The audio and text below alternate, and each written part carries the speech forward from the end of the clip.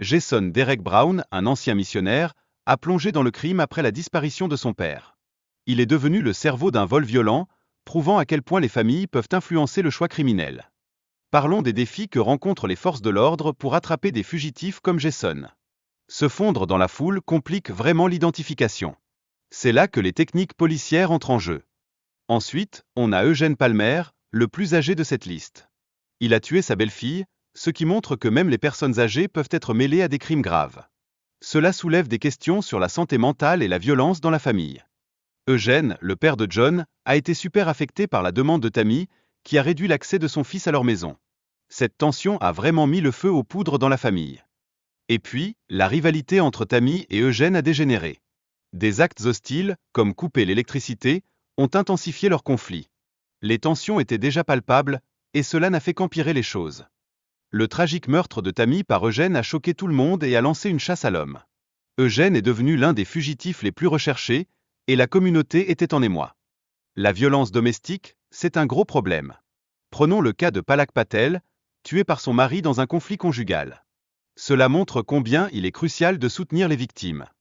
Ensuite, des fugitifs comme Bad Boy profitent souvent des failles du système d'immigration. Cela complique la tâche des autorités pour les traquer. Une meilleure surveillance pourrait vraiment aider à prévenir d'autres crimes. Il faut aussi se rappeler que les conséquences de la violence familiale ne touchent pas seulement les victimes directes, mais aussi les enfants et la communauté. Sensibiliser est essentiel pour combattre ces actes. On voit aussi la réaction de Patricia, la mère, qui essaie de ramener ses filles.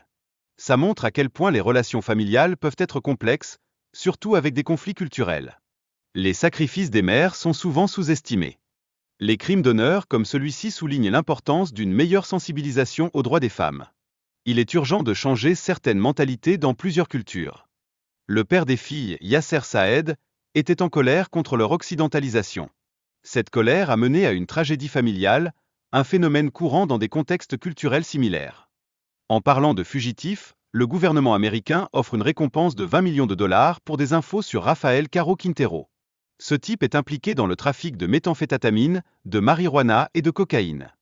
Un autre fugitif notoire, c'est Robert William Fisher, né en 1961.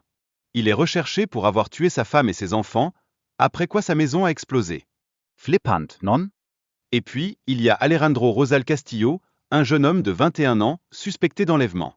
Il a été lié à l'enlèvement de 2 collègues de travail, ce qui est super inquiétant.